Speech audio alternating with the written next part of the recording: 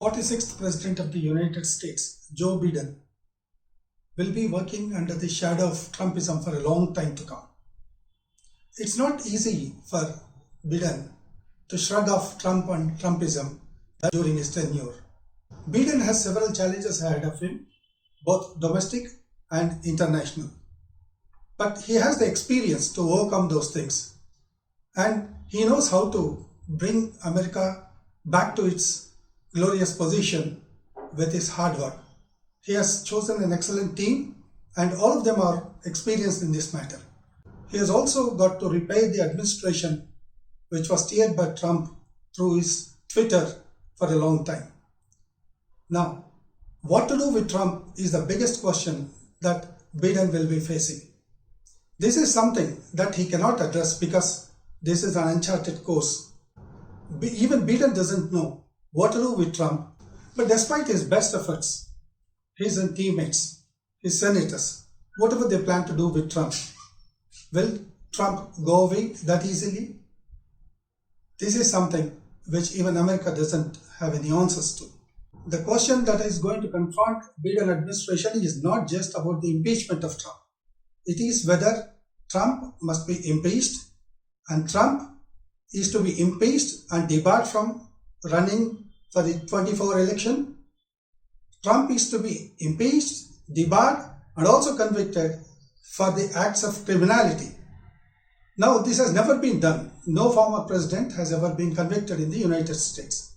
And convicting Trump is not going to be that easy, even if some Democrats insist and a few Republicans support it in future.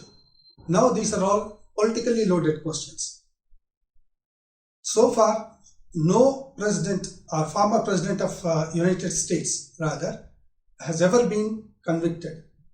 Now, planning such a move would not be that easy for the Democrats under Biden, because even if the intentions are right and they just follow the rule book, there is going to be a large section of people in United States. Biden should remember that 74 million Americans have voted for Trump.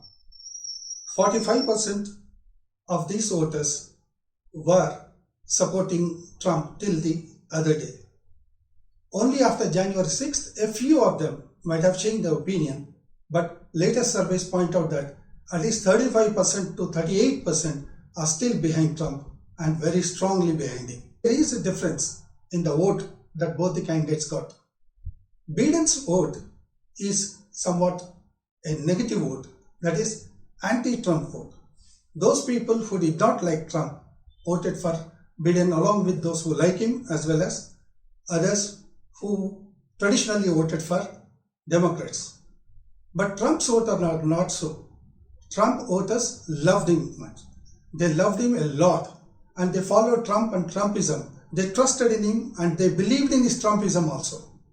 It was an idea of confederacy that he brought back to the American society, that a white man, a white supremacist male American is a superior being and all other non-whites are not equal to them.